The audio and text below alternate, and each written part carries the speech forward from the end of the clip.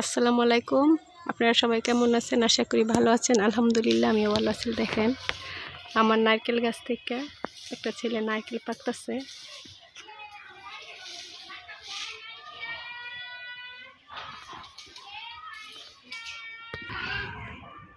এই নারকেল আমি পাড়াইলাম শীতের দিনে শীতের পিঠা খাওয়ার জন্য। নারকেলগুলো আমি সবগুলো নারকেল এই যে পেকে জোনো হয়েছে। সুপারি পাড়ানোর জন্য আমি মানুষ পাই না, আজকে একটা ছেলে পাইছি নারকেল পাড়তে আসছে।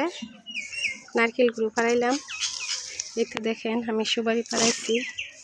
সুপারিগুলো রাত্রে বাদুড়ে খায়, দেখেন এইভাবে বাদুড়ে খায় আর সব মানুষ টোকায় নিয়ে যায়। টোকানিরা পাই না। আজকে কতদিন যাবত মানুষ বিশ্বাইতেছি সুপারি পাড়াবো, সুপারি আমি পাড়াইতে পারতেছি না। আজকে একটা ছেলে আইসে, আমি 5 টাকা গাছেতে 20 টাকা করে আমার গাছে 100 টাকা দা 5 টাকা গাছের থেকে সুপারি পাড়াইছি। তো দেখেন সুপারি আর ছেলের কাহিল হয়ে গেছে, গা আর পারবে না পারতে।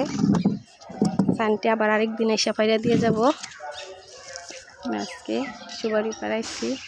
দেখেন জলপুইগুলো আমি অনেক ওছাতে পাড়াইতে পারি না, কিছু জলপি ছিল গাছে, এগুলো আমি পাড়াই নিলাম। দেখেন মাশাআল্লাহ সুপারিগুলো।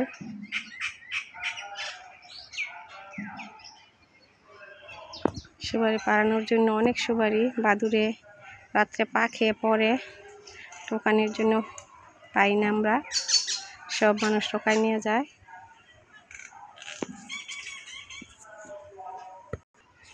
ছেলেরা সুপারি পাড়তে গিয়া অনেকগুলো মরিচ গাছ আমার নষ্ট করে ফেলছে।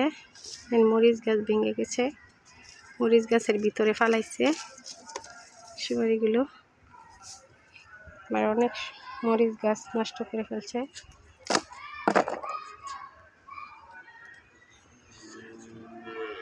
সুপারি পাড়ানোর জন্যই সুপারি গাছ লাগাইতে ভালো লাগে না, কিন্তু আমার দোকানের পিছনে অনেক সুপারি গাছ, 100 সুপারি গাছ লাগাইছি। মাশাআল্লাহ অনেক বড় হয়েছে। আমার বাগানে অনেক সুপারি গাছ লাগাইছিলাম, পাড়ানোর জন্য মানুষ পাই না। তো দেখুন